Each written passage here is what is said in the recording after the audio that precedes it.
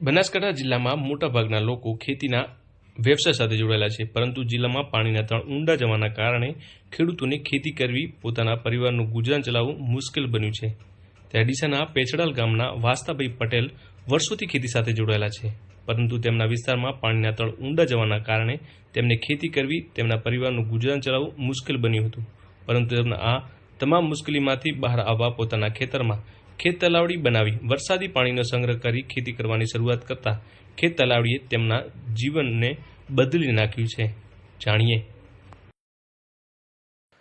મારું નામ વાસ્તાભાઈ કોનજીભાઈ પટેલ. ઉંમર છે 54 વર્ષ. અભ્યાસ કર્યો નથી, હું અભણ છું.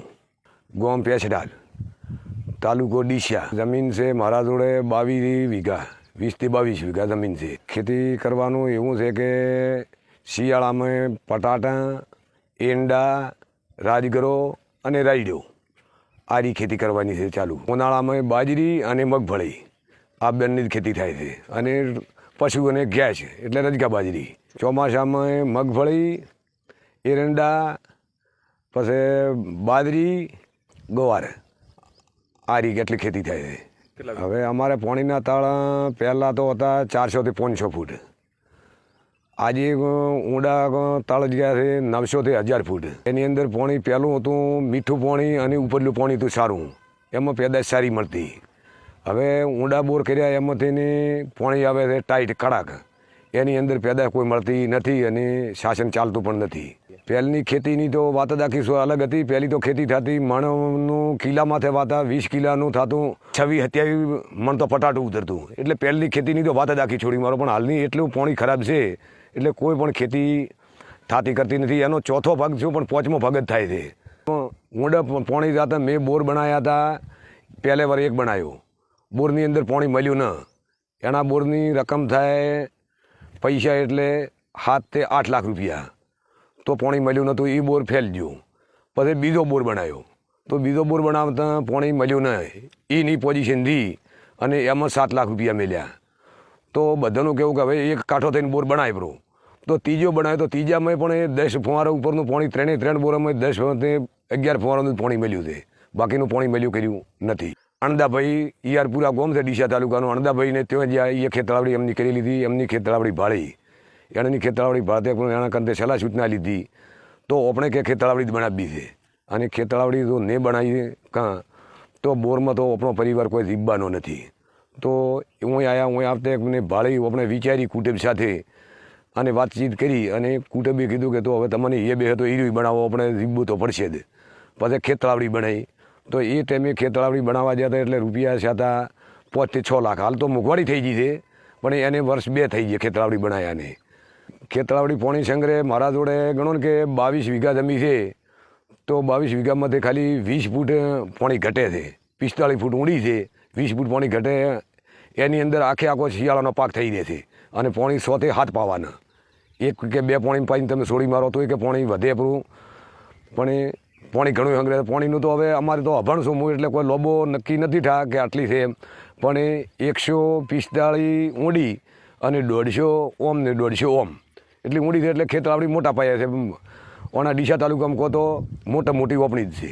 પાણી નહોતું તારે કુટુંબ સાથે જીવવું એટલે વાત તમે છોડી મારો. લુગડા આપણા હતા ને, મારા પોતાના લુગડા હતા ને, કે ખાવાનું ગોચી લાવવું પડતું હતું ડીસા બજારમાંથી.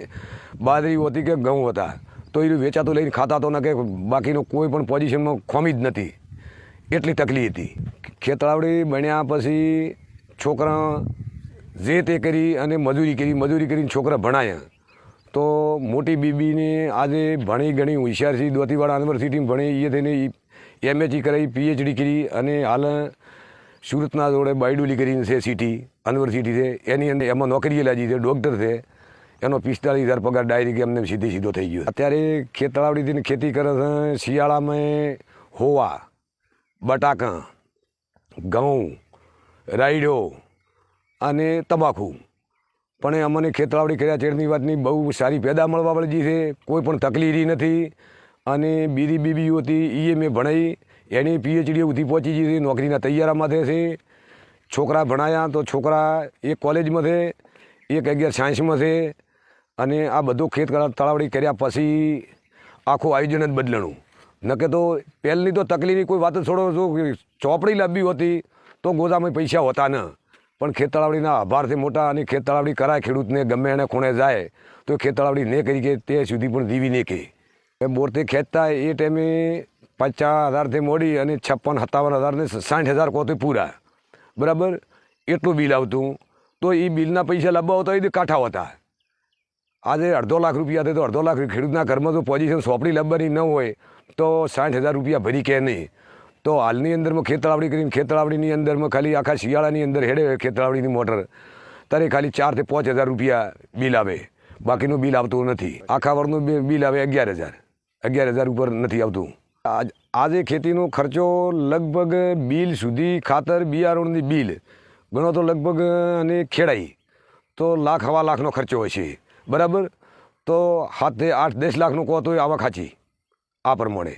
અને ખેડૂતોને અમે એવું કહે છે કે ભાઈ બોરની આખી પોઝિશન તમે છોડી મારો, અને જો જીવતું રહેવું હોય તમારે પરિવારને 2 રૂપિયા સારી રીતે ઘરમાં બચાવવા હોય તો ખેતતળાવડી જ કરો, અને ખેતતળાવડી ન કરો તે સુધી તમારા ઘરમાં કોઈ પણ ખર્ચાની અંદર હરખાઈ થાય છે.